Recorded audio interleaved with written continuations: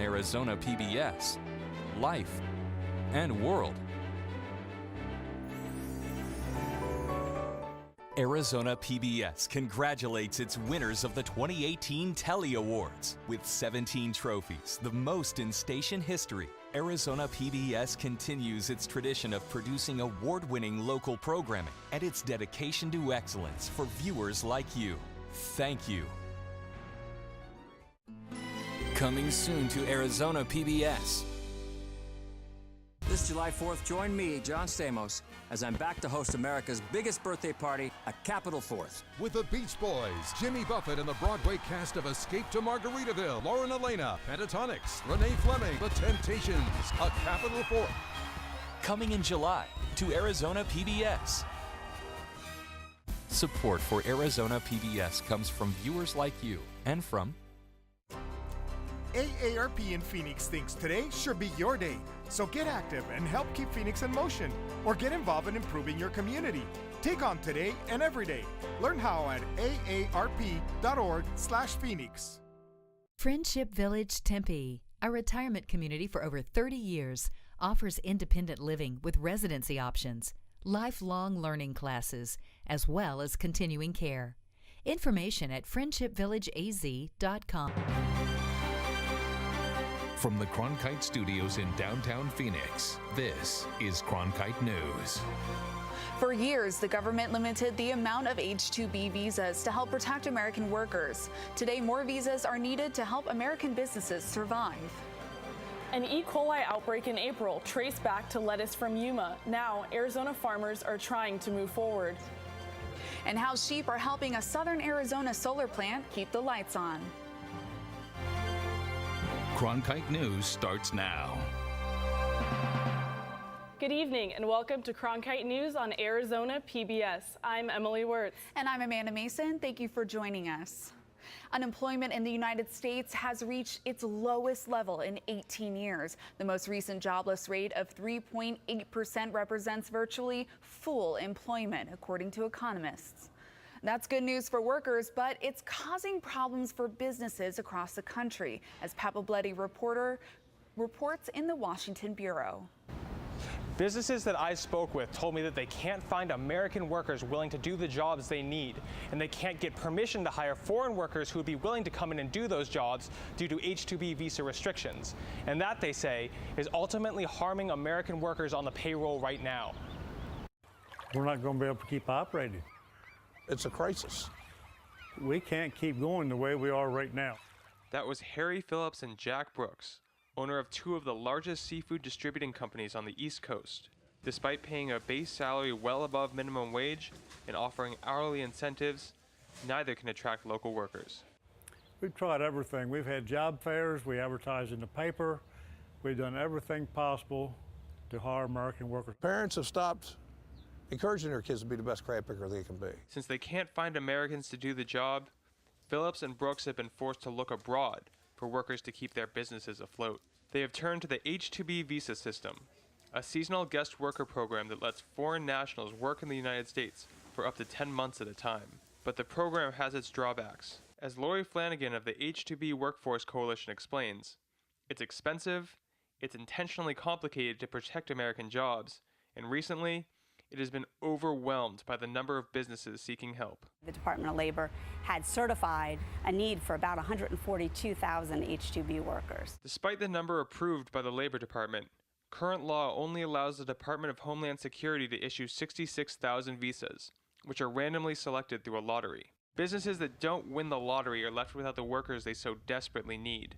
Businesses like Brightview Landscape in the Valley. The client will leave us and go somewhere else because we can't fulfill it. Therefore, we lose revenue. And then in the wintertime, when we slow down a little bit, we have to lay off people that we usually employ year-round. So it kind of hurts the regular employees that we have that we employ year-round as well. Back on the Eastern Shore, Brooks got his allocation, and J.M. Clayton Company is busy at work. Phillips, on the other hand, did not. We're going behind a little every week, just hoping and praying that we get our visas to bring these workers here. Without crab pickers, Phillips says he had to lay off Americans, drivers, technicians, secretaries, and support staff. So this is a ripple effect of different businesses that it's affected by not having these migrant workers here to pick the crab meat. Flanagan told me that each H-2B visa supports between 4 to 5 American jobs. Now, Congress recently approved an emergency allocation of 69,000 additional visas, but the Department of Homeland Security, who's in charge of issuing those visas, has only released 15,000 so far. In Washington, Pat Pobletti, Cronkite News. The Red for Ed movement has a new rallying cry, Invest in Ed. Once again, teachers rallied at the state capitol. This time, it wasn't for pay raises, but for signatures.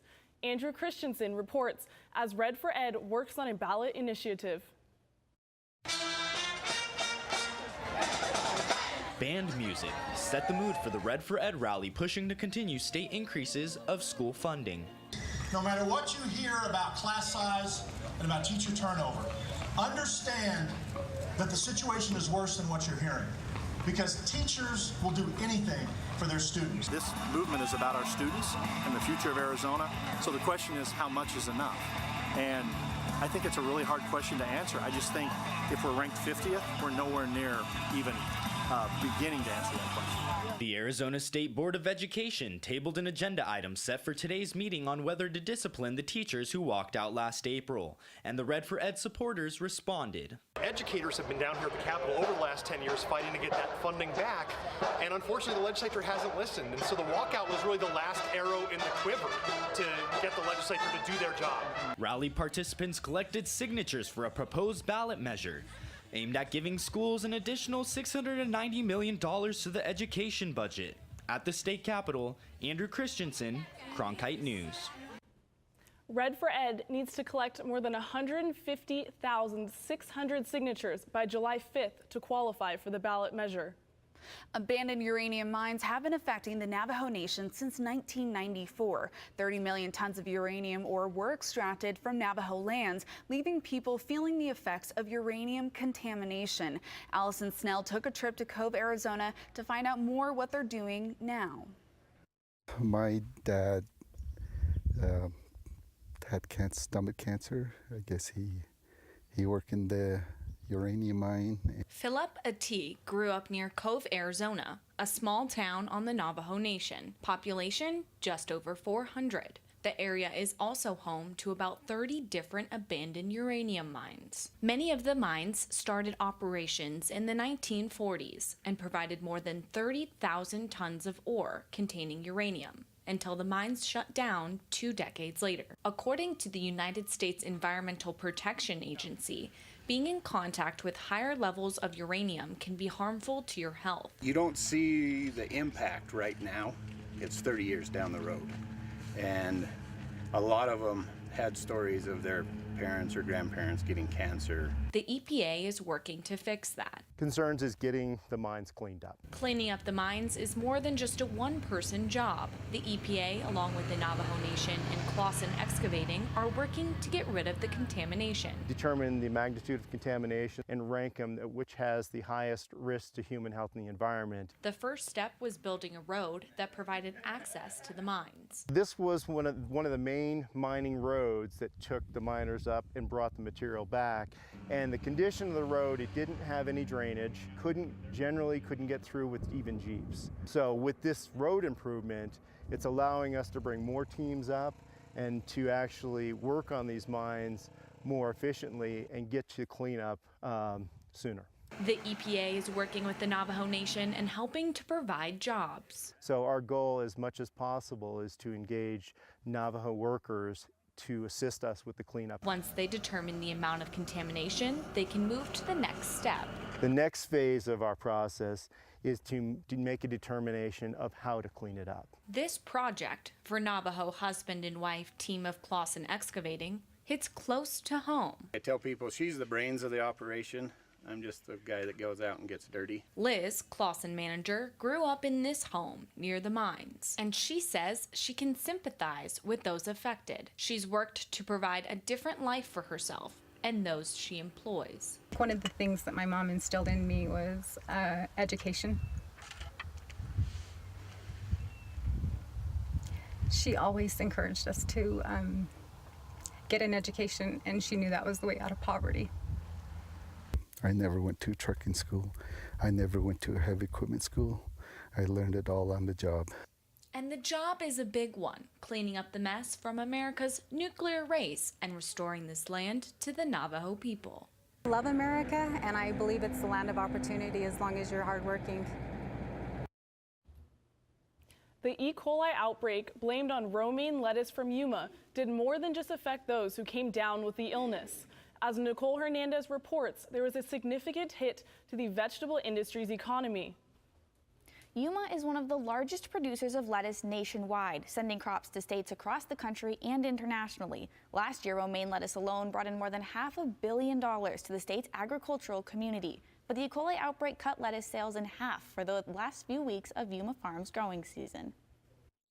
The shelf life of the infected lettuce was about 3 weeks, but farmers are still feeling the effects of the outbreak. The big downside that happened to us is, we've kind of destroyed consumer confidence in our product and what we do. To fix that, farms in Yuma must work harder to keep out potential contaminants like animals and trash. It doesn't matter if I have the outbreak, my neighbor has the outbreak, or the little garden farm down the street has the outbreak. Either way, it hurts business. When the lettuce industry in Yuma suffers, it affects more than just the farms. Its industry is so large that it affects large companies nationwide, costing companies like Kroger big bucks. They're going to take a loss on that product. They can no longer put it out on the shelves. They're going to have to dispose of that. There's also costs associated with informing the public. Now that there's no more health concern with lettuce, farmers must work to regain the consumer's trust before the next growing season this November. And then the question is, what can we do as farmers so that doesn't happen again? To start, farmers can build more fences around their crops and increase the amount of pathogen testing they do throughout the growing season. One thing you can do to help maintain food safety is always wash your fruits and vegetables under running water before eating them. Nicole Hernandez, Cronkite News. When you think of sustainable energy sources, you might think of solar power. Well, it turns out solar needs more than just the sun to keep things running. Coming up on Cronkite News, the living lawnmowers, how sheep are being used as a green alternative. Plus, lessons learned from hurricane recovery efforts in Puerto Rico that can help us right here in Arizona. As journalists at Cronkite News, we report on stories that matter to you by focusing on the local impact. We dig deeper and work tirelessly to keep you informed. Live in Wickenburg. Live in Los Angeles. In Cleveland, in Washington, in Louisville. From Jerusalem. Live in Philadelphia. From around the world to right here in Phoenix. At Cronkite News, we report the facts and stick to the truth. I'm Judy Woodruff, anchor and managing editor of the PBS NewsHour. The journalists of tomorrow face a fast-changing media landscape, but quality news remains vitally important to our communities, our country, and our world.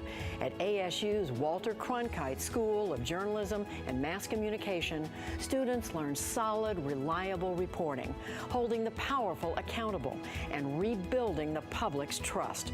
The Cronkite School and Arizona PBS, preparing the next generation for a stronger future of journalism. A solar farm in Wilcox is using a unique sustainable system on 4 legs to mow their lawns. I spoke with Tucson Electric Power, who buys the energy from the Red Horse Solar and Wind Project, and a farmer who helps keep the environment surrounding the panels contained. Hidden among these 250,000 solar modules stretching across the desert in Wilcox are dozens of sheep. What we hear is that the sheep are cute, and they're cute. And they keep the lights on, so they're sort of like, partners that get paid in shrubbery. And companies like Tucson Electric Power buys the energy from the farm. Solar power is great in many ways. It's good for the environment. The costs of installing and delivering solar power is coming down all the time.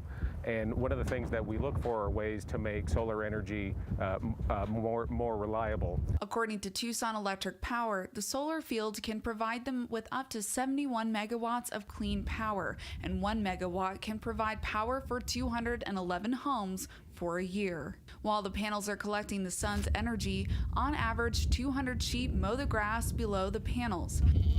Rusty Koch is a 6th-generation Arizonan rancher and has rented the sheep out to the solar field for close to 2 years. Well, sheep, because they don't eat wires like goats.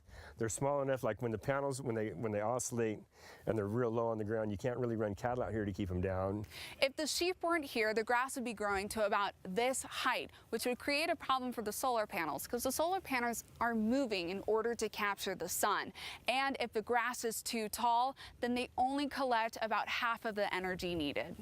The most unique challenge I had when I first came out here was gathering the sheep the very first time. They could get under the panels. You know, I mean, just, you know, like the first 100 I gathered, they came right in because the panels were flat. It was like 11 o'clock and you could get under them and see them. But then after that, about 3 o'clock, it was almost impossible. Another challenge is losing baby sheep to predators, including eagles flying off with them. So they needed a safe place until they were big enough. That I brought them home and let them have the babies at my house. And then I brought them back after they were a couple years old. And when I brought them home, my daughter went crazy and started naming all of them. So, because she's 8 years old and she loves them. She's funny. Tucson Electric Power is currently supplying 50% of renewable energy to more than 400,000 homes in Tucson. And their goal is to offer around 30% of clean energy to their customers in the next few years. SRP sent teams to Puerto Rico to help with power restoration after Hurricane Maria. Crew members shared what they learned on the island with reporter Emily Richardson. Members of SRP say that the restoration plan in Puerto Rico was substantially larger than anything they've had to do in Arizona. However, they say the job taught them a lot. It was mind-blowing in a lot of ways in terms of just the level of destruction that had been wrought to the system. And where do you begin? SRP sent Rick Hudson to Puerto Rico twice to help with restoration. His first trip was in December, meaning he missed Christmas with his family. My kids are older. They're not as young. I do have several new grandchildren.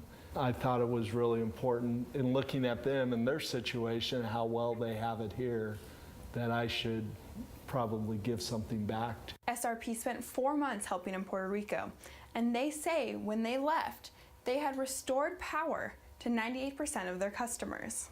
You take small steps, you start creating a plan and getting things going and recognize you're going to get help. They also learned that everyone should have a plan for if their power is out for extended amounts of time. Just making sure everybody is on the same page in the household and knowing, kind of planning through what would happen if the lights were out at our house for, say, 2 hours, 4 hours, 6 hours, 8 hours, what would be their natural reaction and what things would they do. But they didn't just learn about restoration, they learned about compassion too. When you restore someone to power, when they've been out for months, and to see their emotion. Initially, they're clapping and really happy, but to see their tears of joy when they recognize what that means for them. I mean, it's incredible. SRP says they are prepared for any restoration efforts they may need to accomplish during the 2018 monsoon season. In the broadcast center, Emily Richardson, Cronkite News. When couples decide to have children, there might be another big decision to make. Who's going to keep working and who's staying home with the kids? Historically, it's been the mom who stays at home. But coming up on Cronkite News, we take a look at why more fathers are choosing to be stay-at-home dads. And is there any relief from the hot and dry in sight? Your full 7-day forecast coming up. I'm Matt Berry, ESPN Sports Center anchor and graduate of ASU's Walter Cronkite School of Journalism and Mass Communication. With its bachelor's and master's degrees in sports journalism, the Cronkite School is preparing the next generation of sports journalists to tell stories that matter, stories that excite, inspire, and inform. Cronkite immerses students in covering sports at all levels in one of the country's top sports markets. It's this hands-on experience under the guidance of award-winning sports media veterans that shape the top journalists of tomorrow. If you're looking for one show that tells you what happened that day in the world of business, it's NBR. We saw a classic shipwreck. Nordstrom's opening stores. Triple-digit gains. Crude climbs. We're there to help our audience find new investment ideas. The market still has room to go up. Nightly Business Report is the longest-running business television program in history. weeknights at 10:30 on Arizona PBS. Now that summer has officially started, things are going to stay hot. And just how hot are we talking? Lauren Sheeler is in the Weather Center with our full forecast. Well, we are currently sitting at 104 here in Phoenix right now. Sunny and clear skies for us. Quite the opposite, a different story for the East Coast. We're seeing lots of precipitation heading out east, which actually isn't too uncommon. In the northern hemisphere, our weather typically does make its way from west to east. This is due to the Earth's rotation and those westerly winds helping to orchestrate that in those mid-latitudes. Now, they may have some unwanted precipitation, but we would gladly take some of the temperatures that they have been experiencing. We're seeing 79 up in New York, 77 in Chicago, 85 down south in Miami, 80 up in Minneapolis. Looking like not a lot of major cities want to join us up in the triple digits. And can we blame them? Now, taking a look, we do have some hope in store. We have this low pressure system. Now, this cold front might not necessarily bring our temperatures down, but it could help create some cloud coverage, which might bring some much needed relief, because take a look at our 7-day forecast. We are going to need it. Taking a look at tomorrow, we're seeing a high of 111. Same goes for Wednesday, but then there's a little bit of cloud coverage Wednesday and Thursday, hoping to give us some relief, and we're going to take a dip down in our highs into our weekend, but then taking a look at Monday, shooting right back up into that 110 for the start of your next work week. For Cronkite Weather, I'm Lauren Sheeler.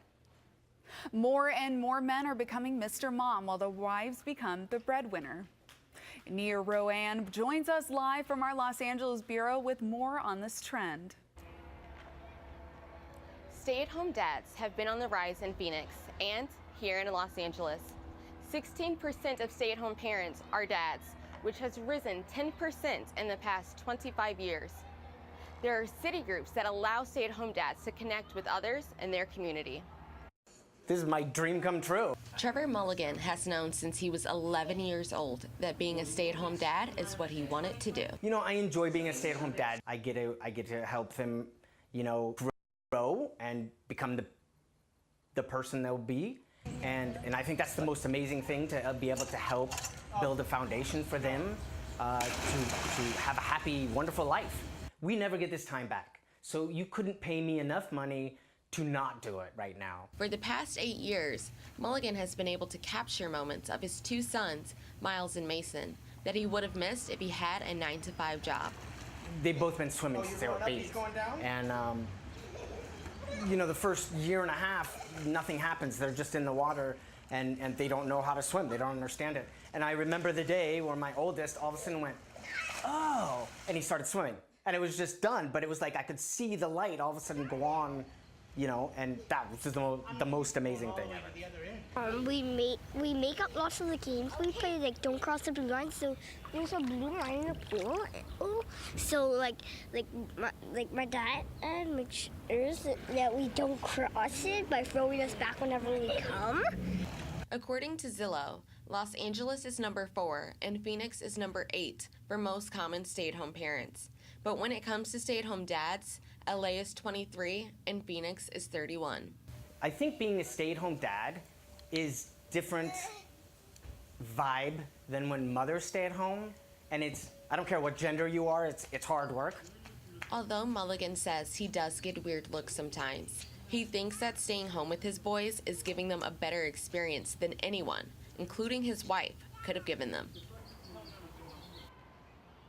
There are city groups in 34 cities as of right now for stay-at-home dads to connect, including in Arizona. Mulligan was the co-founder of the group here in Los Angeles. There are events for the dads to share experiences and have Dad's Night Out, as well as playdates and beach days with the kids. In Los Angeles, I'm Nia Rowan for Cronkite News. From virtual reality to the birth of esports, video games are becoming a norm in society. But how much is too much? Coming up on Cronkite News, the warning signs to look for before you come down with a gaming disorder.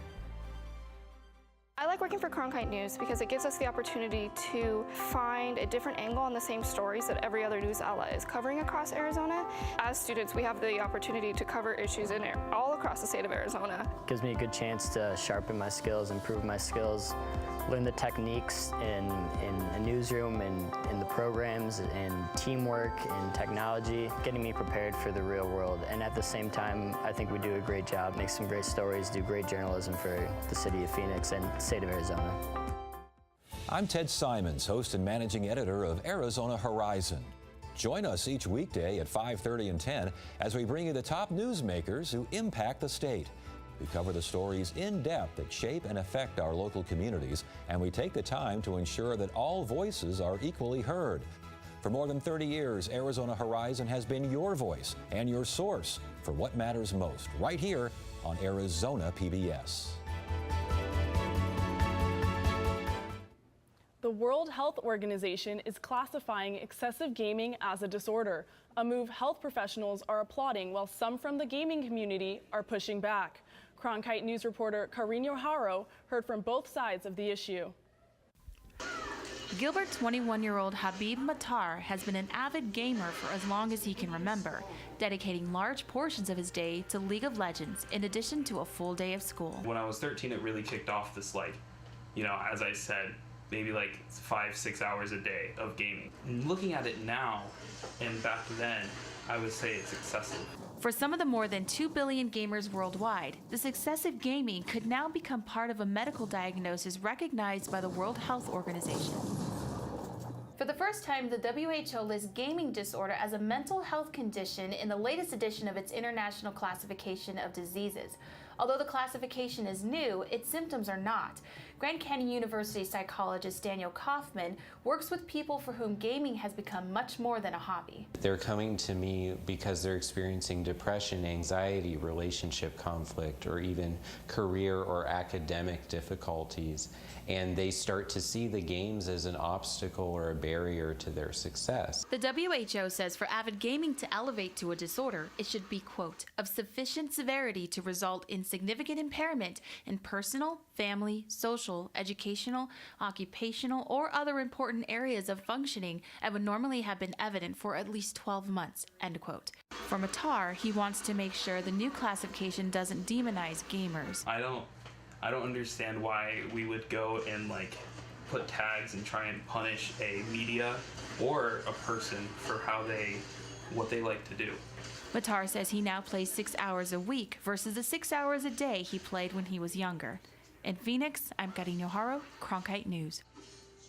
The Entertainment Software Association, an organization that represents many U.S. gaming companies, issued a statement in response to the WHO's release, which says in part, quote, gaming industry leaders worldwide are urging caution regarding the WHO's new classification as it may lead to misdiagnosis of real mental health conditions. Cronkite News is proud to be the news division of Arizona PBS. Here's what's coming up on PBS NewsHour. I'm John Yang on the next NewsHour. The challenge of taking away guns from the elderly who suffer from dementia. That's Monday on the PBS NewsHour.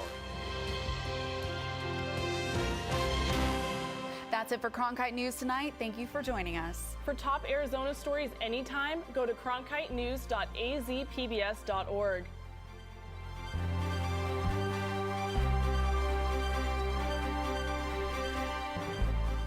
Support for Arizona PBS comes from viewers like you and from Deanne Griebel, now with Moores & Cabot Investments, serving investors since 1890, proudly supports quality programming on 8 Arizona PBS, 480-725-9602.